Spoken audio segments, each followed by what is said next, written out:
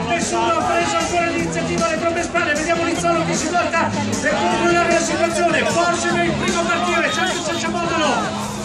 Attenzione, pochissimi istanti al termine, 250 metri alla conclusione, vediamo una maglia della Cycling al comando, potrebbe essere Flughe in queste fasi di corsa che è il finale, alza le braccia al cielo e vince Rete Flughe!